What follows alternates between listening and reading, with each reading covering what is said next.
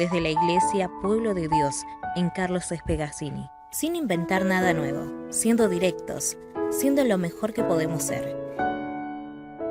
Porque se trata de ser simples, honestos. Te brindamos este espacio, desde el púlpito. Porque lo más simple es escuchar, luego sentimos. Este es el espacio directo para un mensaje simple. Porque ya no hay diferencia de nacionalidad, ni de clase social, ni de sexo. Porque todos somos uno en Cristo Jesús. Vení a vivir el Evangelio, juntos.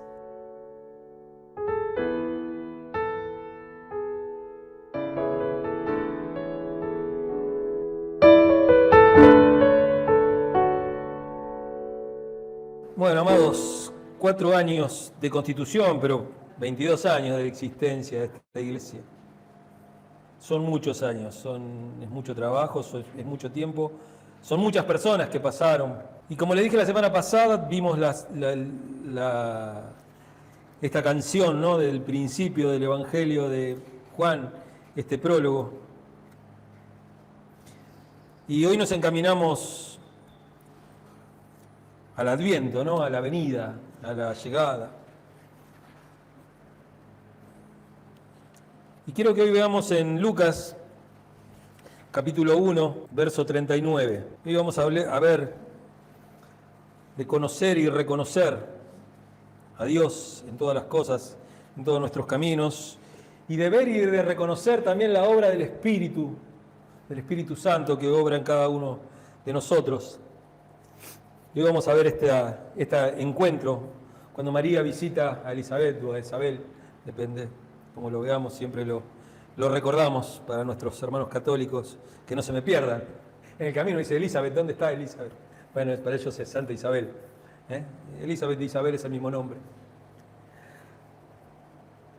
Lucas 1:39, vamos a leer hasta el versículo 56, pero no se ponga mal, no voy a predicar todo esto. Vamos a sacar lo más jugoso y lo que tiene que ver con este tema. Dice, a los pocos días, María emprendió el viaje y se fue deprisa a un pueblo en la región montañosa de Judea. Al llegar, entró en la casa de Zacarías y saludó a Elizabeth.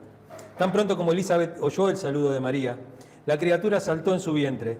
Entonces Elizabeth, llena del Espíritu Santo, exclamó, bendita tú entre las mujeres, y bendito el hijo que darás a luz. Pero ¿cómo es esto que la madre de mi Señor venga a verme? Te digo que tan pronto como llegó a mis oídos la voz de tu saludo, saltó de alegría la criatura que llevo en el vientre. Dichosa tú que has creído, porque lo que el Señor te ha dicho se cumplirá. Entonces dijo María, mi alma glorifica al Señor, y mi espíritu se regocija en Dios, mi Salvador, porque se ha dignado fijarse en su humilde sierva. Desde ahora me llamarán dichosas todas las generaciones, porque el Poderoso ha hecho grandes cosas por mí. Santo es su nombre. De generación en generación se extiende su misericordia a los que le temen. Hizo proezas con su brazo, desbarató las intrigas de los soberbios. De sus tronos derrocó a los poderosos, mientras que ha exaltado a los humildes. A los hambrientos los colmó de bienes, y a los ricos los despidió con las manos vacías. Acudió en ayuda de su siervo Israel, y cumpliendo su promesa a nuestros padres, mostró misericordia a Abraham y a su descendencia para siempre. María se quedó con Elizabeth unos 3 meses, y luego regresó a su casa. Este texto es muy bonito, es muy profundo, y obviamente yo no voy a poder hacer toda una exégesis completa de todo esto, así que usted lo va a tener que seguir haciendo en su casa.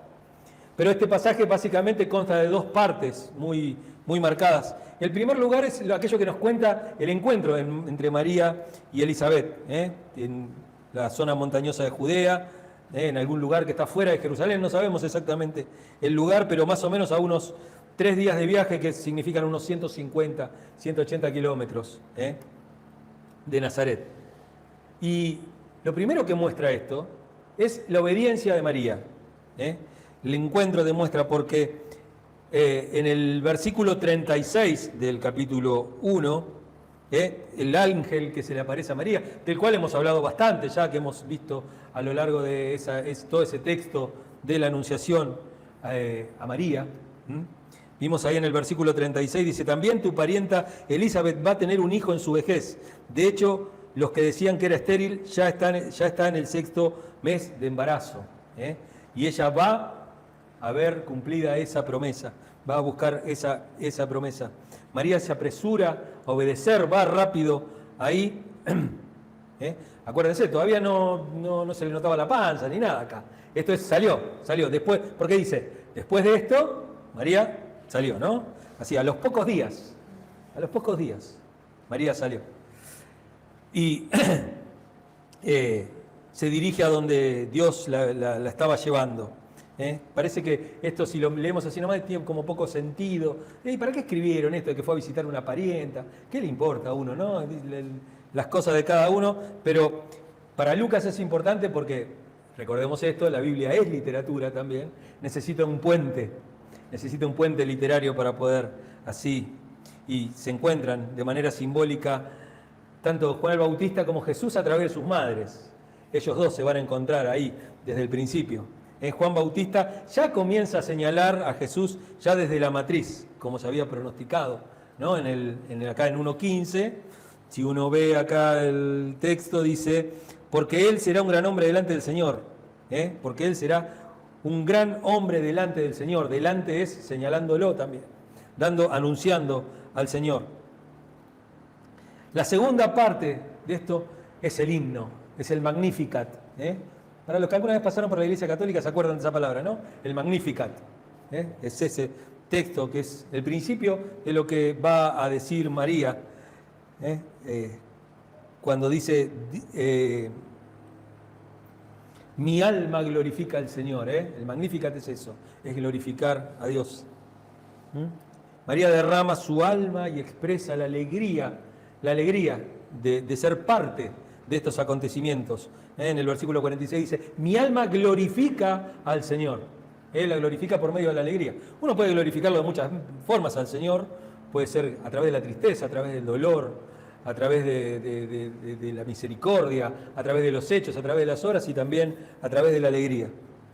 Y vemos, otra de las cosas que vemos acá en este texto, es los contrastes y un cambio en las formas de las luchas de poder. Fíjense que por lo general, una manía muy...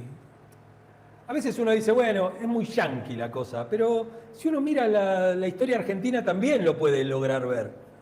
Que mi triunfo no se da en mis capacidades, sino en que el otro se equivoque. O sea, que el otro no exista.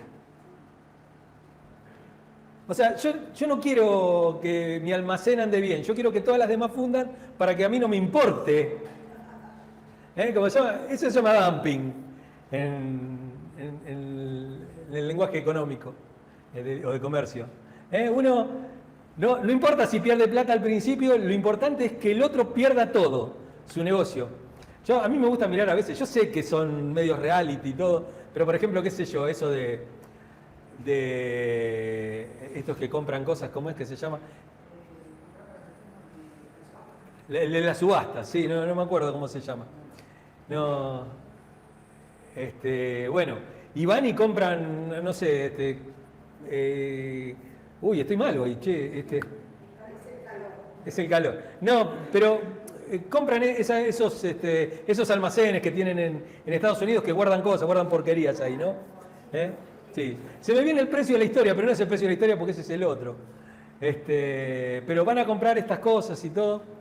Y el tema es, le voy a hacer gastar toda la plata al otro y cuando el otro se le funde el negocio, se recontraponen contentos y dice, esto te va a costar más, no lo voy a comprar yo, pero te voy a hacer pagar fortuna, así te quedás sin plata y el próximo almacén lo compro yo. Todo así es, ¿no? Y si uno ve también las películas y todo, en la cultura del poder, está en que al otro le vaya mal para que a mí me vaya bien. Hasta en series, qué sé yo, por ejemplo, como la del doctor que es autista, que no me acuerdo cómo se llama. No, Good Doctor. Good Doctor, ¿no? Cuando entra este pibe, lo único que quiere el médico, el segundo del directorio, es que el que lo llevó se equivoque, así él es el director. Es lo único que le interesa. Pero así es todo, o sea, y tenemos esa cultura acá. Bueno, ojalá que le agarre un ACV a mi patrón, así me quedo yo con el negocio, ¿no? Y es así, es así. Están contentos con la desgracia del otro porque así hay más para mí. Así se producen los monopolios, así se produce todo. Pero si uno ve, esto tiene cierta relación, esta cosa de estos contrastes de poder, ¿no? Fíjense en el versículo 42, dice, exclamó Elizabeth, ¿no? Bendita tú entre las mujeres y bendito el hijo que darás a luz. Pero ¿cómo es esto que la madre de mi Señor venga a verme? Fíjense cómo Elizabeth sabe el lugar que tiene, sabe que no está por encima, sabe que su hijo tampoco está por encima. Fíjense cómo era en el Antiguo Testamento, lo vemos en Génesis 25, ahí donde se pelean Jacob y Esaú, ¿no es cierto? Aún desde el vientre de su madre, uno tironeaba al otro a ver quién salía primero, a ver quién ganaba la primogenitura, y todos así de esa manera, pero este pasaje nos contrasta. Hay uno de los fetos que salta de alegría al encontrarse con el otro, y hay Juan se regocija en el papel que tiene Jesús saltando del vientre de su mamá. Lo otro que también nos lleva a ver este pasaje es el Espíritu Santo obrando en nosotros. El versículo 41 dice, por tan pronto como Elizabeth oyó el saludo de María, la criatura saltó en su vientre, entonces Elizabeth, llena del Espíritu Santo. Llena del Espíritu Santo, acuérdense que llena es plero, la palabra en griego, y es totalmente controlado. Totalmente controlada. El Espíritu Santo, a partir de ese momento, la controló. No como una marioneta, sino a modo de inspiración. La llevaba a pensar, la llevaba a poder hablar de ciertas cosas. Es el comentario que hace sobre la plenitud del Espíritu, esta cosa de entonces Elizabeth, llena del Espíritu Santo. Esto es crucial, porque indica que todos los comentarios y todas las emociones y todo lo que se juega acá, en el medio de todo esto, tiene que ver con el Espíritu Santo. El Espíritu Santo es el que está haciendo una obra en ese momento, una obra que también está en nosotros, también, que ese mismo Espíritu que levantó a Jesús de los muertos, es el mismo Espíritu que opera en cada uno de nosotros, ¿no? El texto no nos dice cómo sabía Elizabeth que María estaba esperando un hijo, porque acuérdense, 3 días después salió, dijimos que era un viaje de 3 días más o menos, 150 kilómetros, 6 días. ¿Cuántos días tenía embarazo María? No se le notaba. Entonces, ¿cómo sabía ella que ella estaba embarazada? ¿No es cierto? Acá vemos esa obra del Espíritu, ¿no? Que nos trae muchas cosas, y vamos a ver algunas cosas que nos trae el Espíritu Santo en nuestra vida nos trae humildad. Acá la humildad se refleja cómo la madre de Juan el Bautista se siente honrada tan solo por la presencia de ese niño tan chiquitito, ¿no? Luego Juan lo va a expresar, Juan el Bautista lo va a expresar mucho mejor todavía cuando él diga, a él le toca crecer y a mí menguar. Lo segundo que hace el Espíritu Santo en nuestra vida es que nos hace entender el lugar que ocupamos. No somos ni semidioses, ni pequeños cristos, ni nada de eso. Somos seres humanos, nos pone en nuestro lugar. Y eso trae sobre todo paz al corazón de cada uno de nosotros cuando entendemos el lugar dentro del plan de Dios. Que Dios tiene un plan y que es mucho más grande que nosotros, pero que nosotros aportamos cosas. Lo tercero que hace el Espíritu Santo es que nos muestra el privilegio de ser utilizados por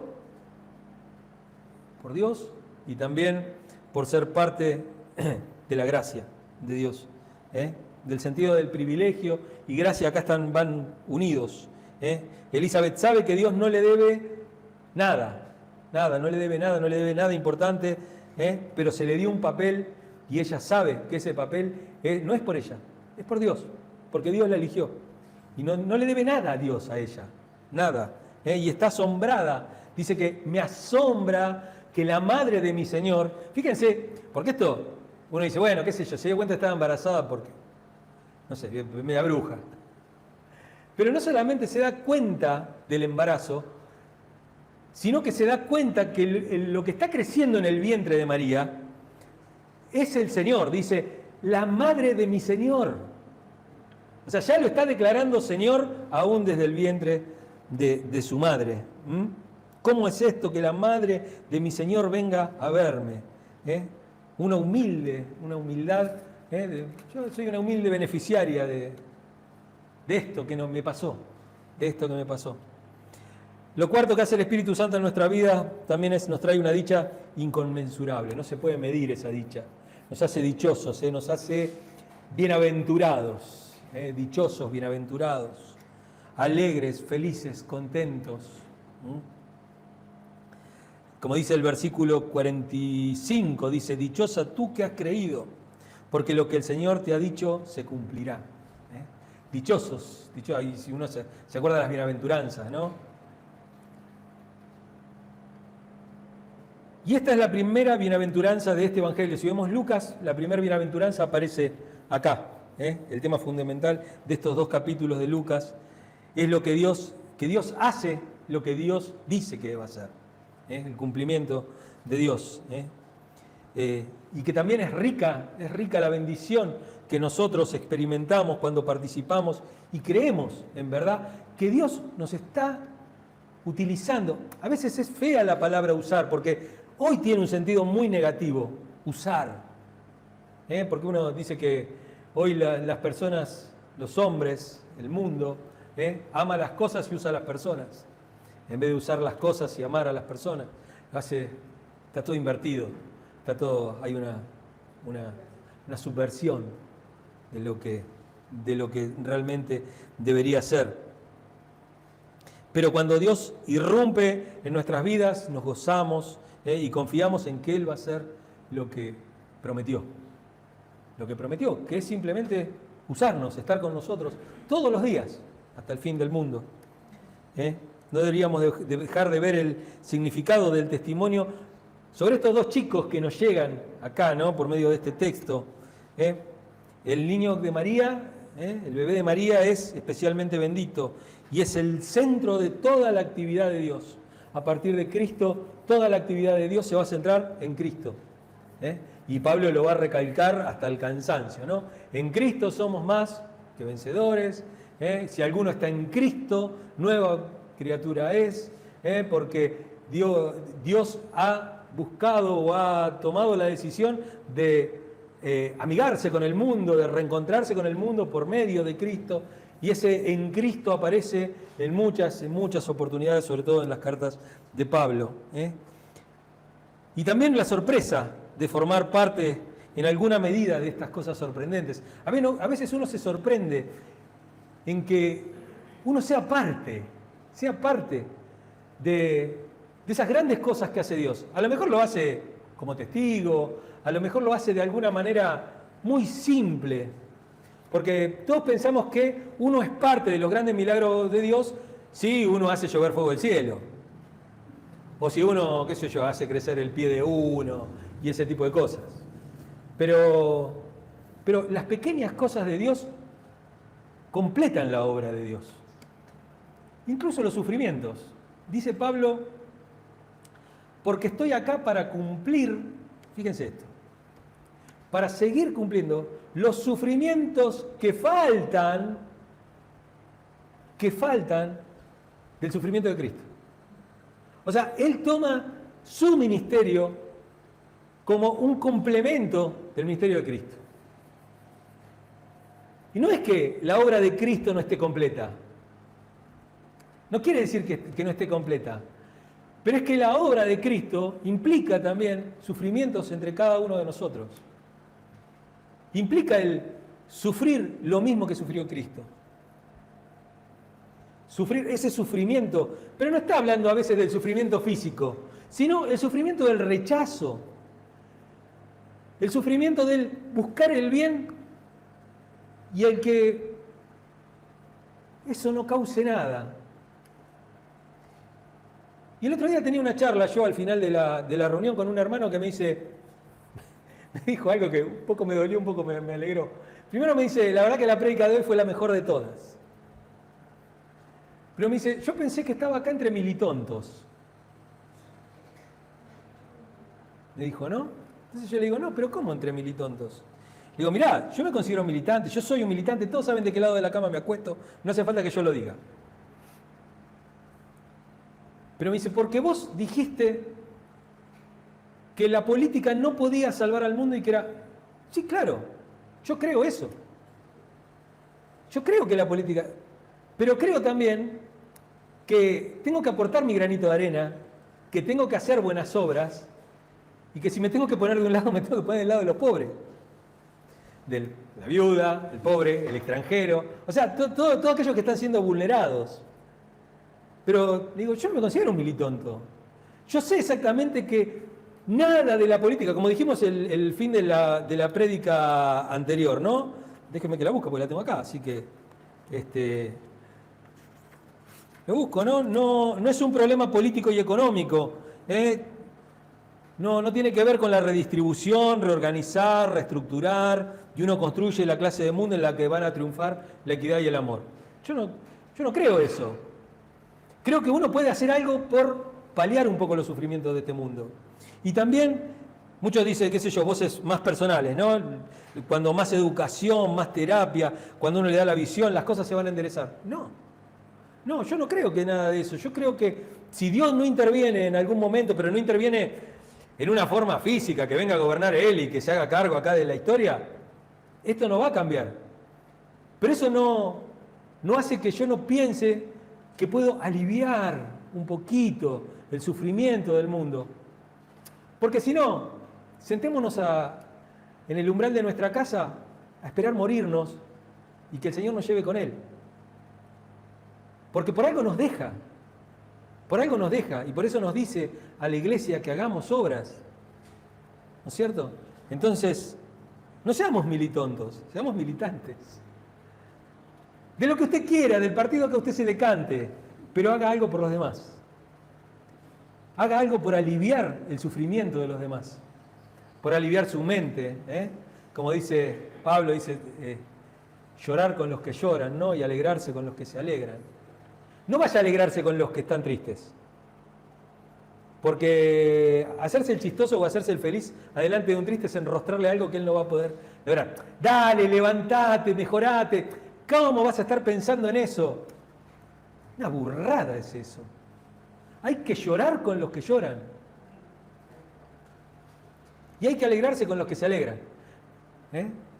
Porque lo contrario no lo hacemos. Cuando alguien está alegre no le vamos a decir, mirá que esto se corta enseguida, Claro, pero cuando uno ve a alguien que está sufriendo, que tiene un sufrimiento existencial directamente, y uno dice, bueno, pero ponete bien, levantate, lavate la cara, salí a la vida. ¿A qué? ¿A qué si estoy sufriendo? Hay que acompañar en el sufrimiento. El himno, Magnificat, de María, es un salmo de acción de gracias y tiene dos partes.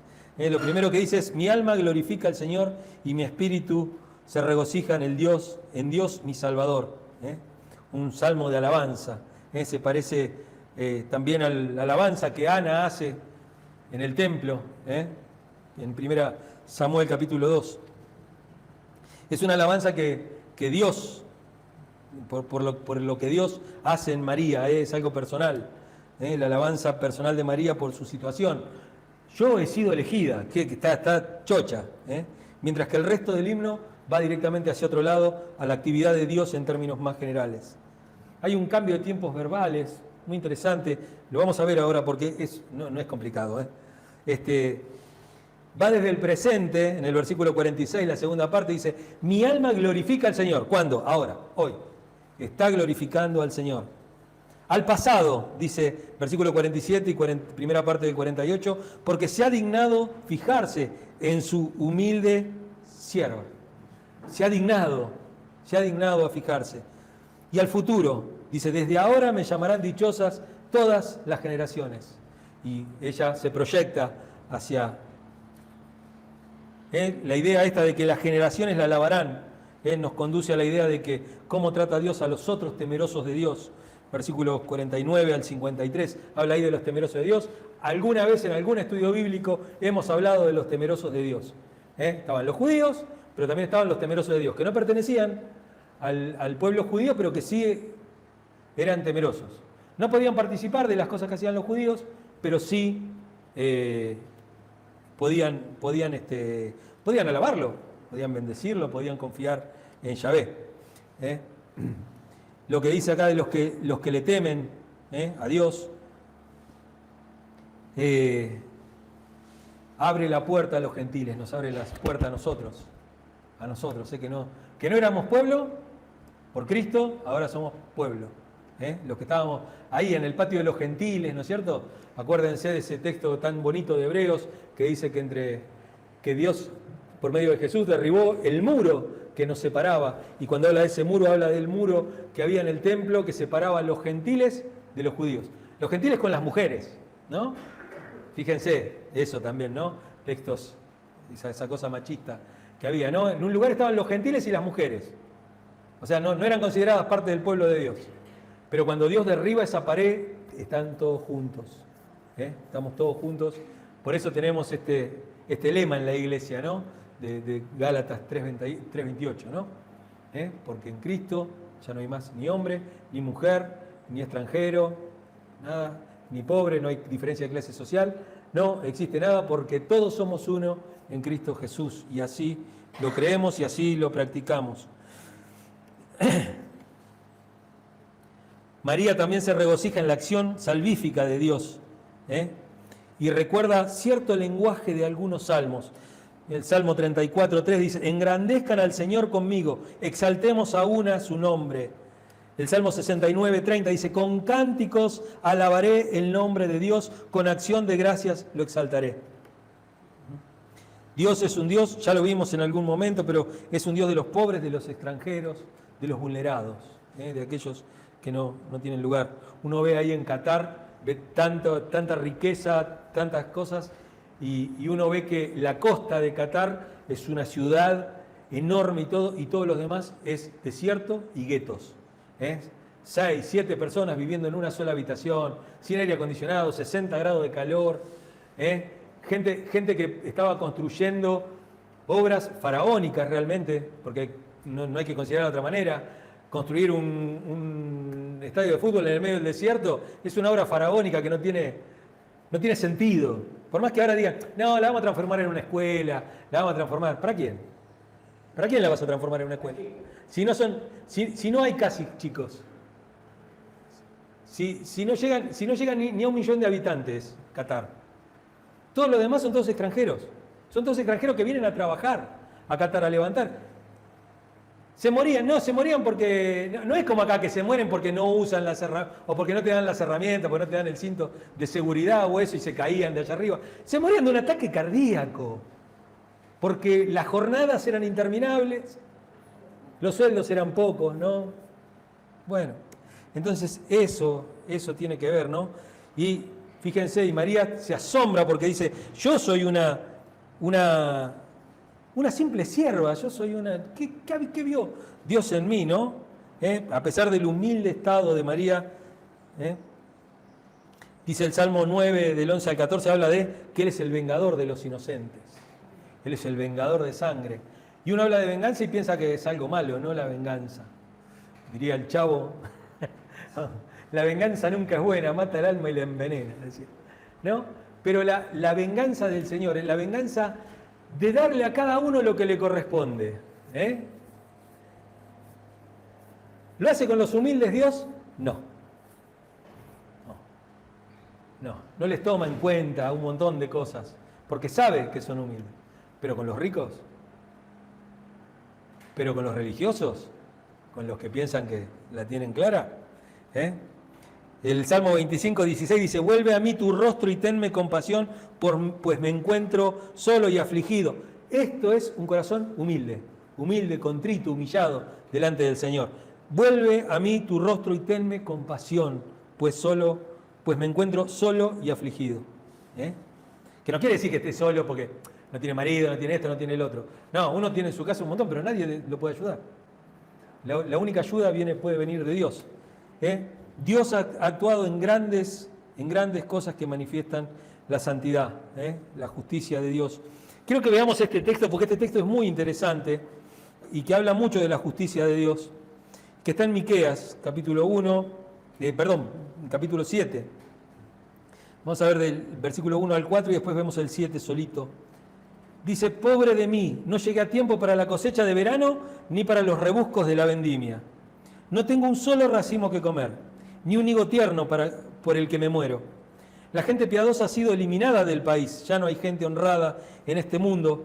Todos tratan de matar a alguien y unos a otros se tienden redes. Nadie les gana en cuanto a hacer lo malo. Funcionarios y jueces exigen soborno. Cualquier parecido con la realidad no es pura coincidencia. Los magnates no hacen más que pedir y todos complacen su codicia. El mejor de ellos es más enmarañado que una zarza. El más recto, más torcido que un espino. Pero ya viene el día de su confusión, ya se acerca el día de tu castigo anunciado por tus centinelas. Y el versículo 7 dice, pero yo he puesto mi esperanza en el Señor, yo espero en el Dios de mi salvación, mi Dios me escuchará. Esa es nuestra esperanza. Por eso Dios acá nos muestra que se ha preocupado en su humilde sierva, se ha fijado en ella. Dios cuida de María y de cada uno de nosotros igual que de otros. Dios se ocupa de ellos. Cuando ella dice que se regocija, usa una palabra que se llama egaliasén, que aparece también en el 1.14. Tendrás un gozo y alegría y muchos se regocijarán por su nacimiento. Dios empieza a cumplir desde el principio. Dice, será honrada desde ahora por todas las generaciones. No porque sea especial, no porque tenga una estatuita, no porque sea una estatua de yeso, sino que va a ser honrada por todas las generaciones, porque es el modelo y la representante de lo que significa experimentar la gracia y la misericordia de Dios. Versículo 50, esto está. Nos da mentes transformadas en su forma de ver las cosas. La actividad de Dios lo cambia todo, desde ahora, dice. Dios te cambia la mente desde ahora, desde que actúa en vos, desde ahora actúa. Y te aclara los pensamientos y te da un pensamiento que ya no es como dice Isaías, que dice, mis pensamientos son más altos que vuestros pensamientos. No podemos hablar de eso si somos cristianos. Porque dice Pablo, ustedes tienen la mente de Cristo. Los pensamientos de Dios no son más altos que los nuestros ya. Si vos tenés los pensamientos de Cristo, si vos tenés la mente de Cristo, tus pensamientos son altos, están ahí arriba. Dios, María la tiene clara en esto, Dios no le debe nada. Ella lo recibió todo de Él. Y la historia de María nos ilustra el modo en que Dios trata a las personas. Indica, ella dice, de ahora en más, su historia se va a repetir una y mil veces. Una y mil veces. Ella pica en punta, pero ahora después todos somos bendecidos. Dice una de las prédicas, se llamaba bendito él, favorecido ella, favorecidos todos. ¿No es cierto? Todos somos favorecidos. La misericordia de Dios se extiende entre aquellos que le temen. La misericordia de Dios es el amor de Dios. Se trata de un amor leal y lleno de gracia. Hay un montón de salmos, no los quiero. Y la definición de la misericordia de Dios, ¿no es cierto? La importancia de los atributos de Dios: amor, misericordia y lealtad. Tiene muchos atributos Dios, no son estos tres, pero son muy importantes estos si los vemos acá. Amor, misericordia y lealtad. Dios va a redimir a todos los que estén en necesidad y todos los que se vuelvan a Él. Otra cosa dice, los hambrientos serán saciados, mientras que los ricos se alejan con las manos vacías. El rico siempre quiere más, Si le dicen que Dios mañana le multiplica la fortuna, no tiene ningún cosa en ir a arrodillarse, va caminando hasta donde sea. El tema viene cuando tiene que entregar todo lo que tiene y seguirlo. Ahí es donde va, ahí es donde está el problema. Pero si le dice, vení, seguime, quédate con todo lo que tenés que yo te voy a dar más, no tendría ningún problema. Los hambrientos son saciados, los ricos se alejan. La idea de la caída de los gobernantes, ¿no?, que vemos acá también. en este texto. De sus tronos derrocó a los poderosos, dice, ¿no? Acá en el versículo 52. Hizo proezas con su brazo, desbarató las intrigas de los soberbios. Vemos toda la obra de Dios. Y la misericordia de Dios finalmente se expresa en el poder, redención y justicia. Somos objeto de su amor y siervos de Él. Rememora los compromisos del pacto de Dios, ¿no? Con Abraham, con Isaac y con Jacob. Y Lucas acá subraya que Dios guarda la palabra. Y para terminar, del verbo 51 del texto, del 50 al 55, del 51 al 55, hay algo que seguramente el pastor Claudio cuando vino el otro día se los explicó, creo que yo lo escuché en el mensaje, era lo del tema del verbo aoristo, de un verbo que es una acción, que significa una acción continua. Es algo que Dios comenzó en el pasado, pero que sigue teniendo efectos. Son estos textos, ¿no? Del 51, hizo proezas con su brazo, pero sigue haciendo proezas con su brazo. Dice, desbarató las intrigas de los soberbios, lo sigue haciendo, desbarata las intrigas de los soberbios. Dice, hay una frase que dice que nadie puede mentirle a todos durante todo el tiempo. Se le puede mentir por un tiempo a unos pocos, pero no se puede mentir todo el tiempo a todos. Siempre la mentira sale a la luz, porque Dios desbarata esas intrigas. De sus tronos derrocó a los poderosos. Pensamos a veces que hay poderosos que no, Dios los derroca. Y si no los derroca Dios, los derroca la muerte. Tarde o temprano se tienen que morir. Podés tener mucha plata, podés ser Steve Jobs, tener un montón de plata, agarró un cáncer, no hubo nada que hacer. No había nada que hacer. Déjenme mi momento Marvel del día. Ayer volví a ver Thor, ¿cómo se llama la última? Amor y Trueno. Amor y Trueno se llama. Resulta que la chica de la cual está enamorada Thor, él está luchando guerras interespaciales por ahí. Acuérdense que Thor es un dios con minúscula. No es Dios, no es Yahvé de los ejércitos. Nadie se rasgue las vestiduras, blasfemo, nada de eso. Y ella tiene cáncer. Y ella le agarra un cáncer, etapa 4. ¿Cuántas etapas tiene el cáncer? 4. Estaba en la última. Y ella recuerda que el Mjolnir, que el martillo de Thor, tiene, entre los poderes que tiene, el de sanar. El de sanar.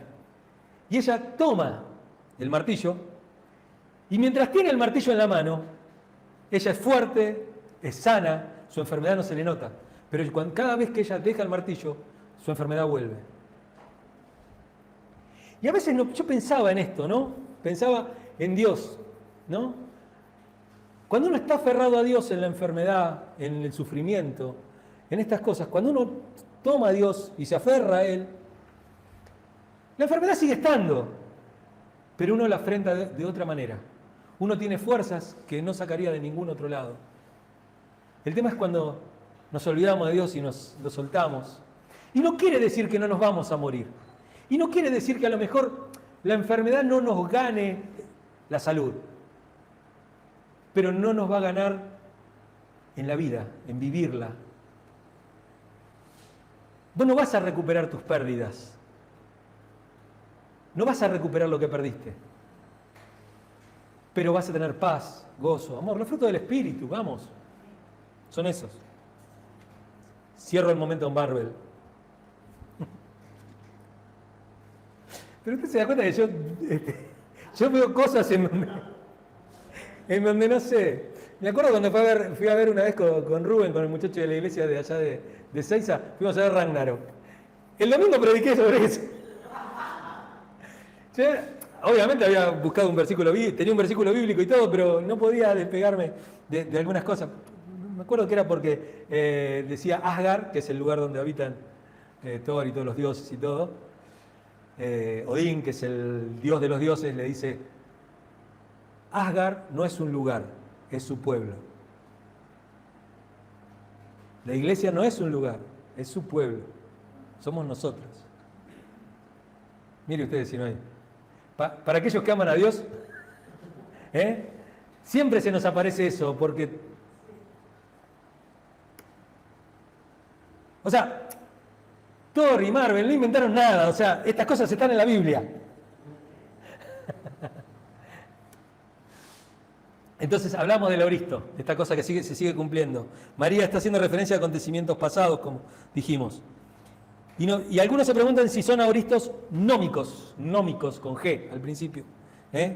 Que es un poema que está compuesto por versículos cortos y que tiene sentencias morales. ¿No es cierto? Es eso, un nómico. Que aluden lo que Dios hace habitualmente a lo largo del tiempo.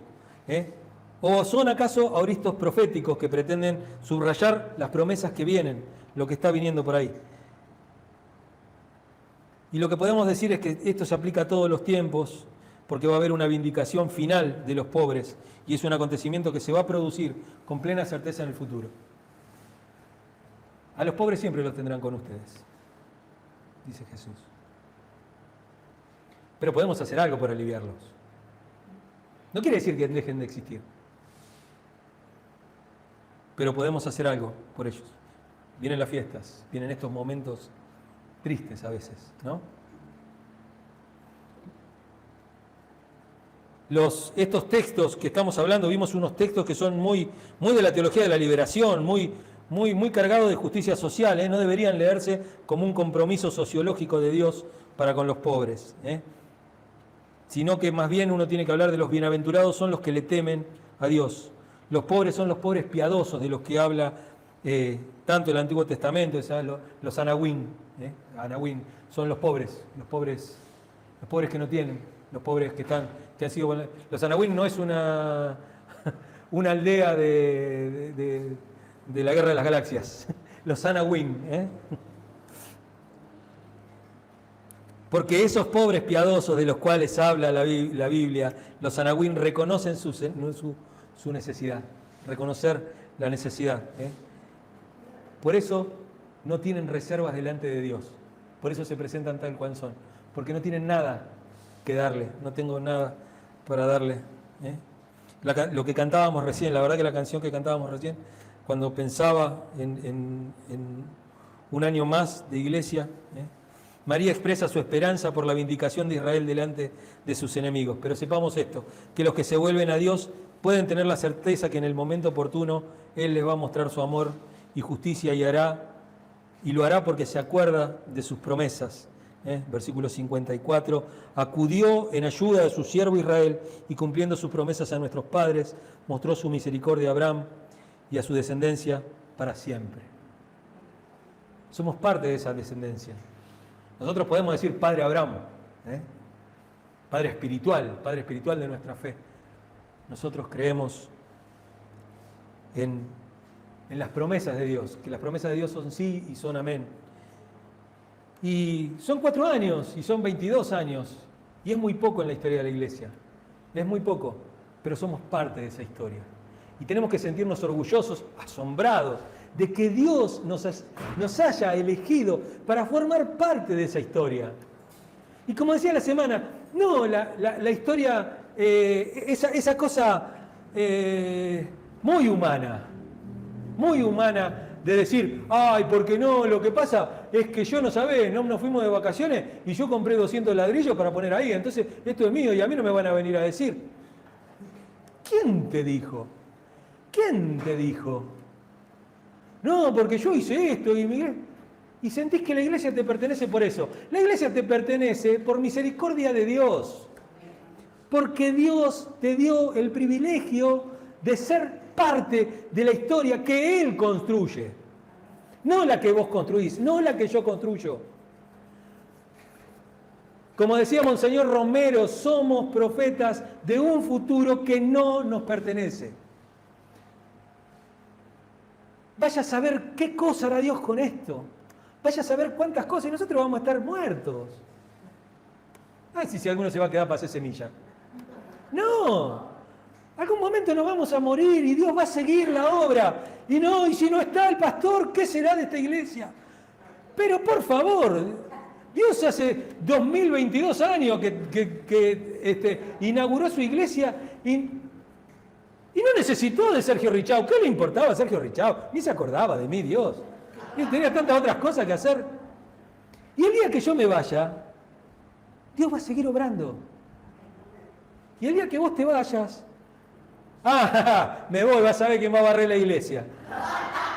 Pero vos te pensás que a Dios le calienta eso.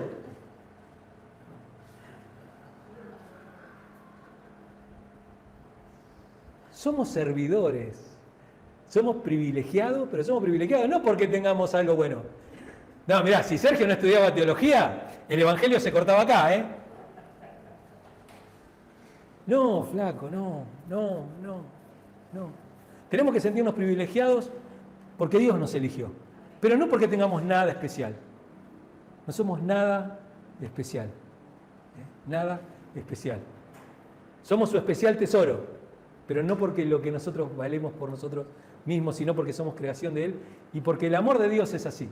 Y el amor de Dios llama a las cosas que no son como si fuesen. Llama al que no tiene nombre, le da un nombre. Al que no tiene nada, le da todo. Amén.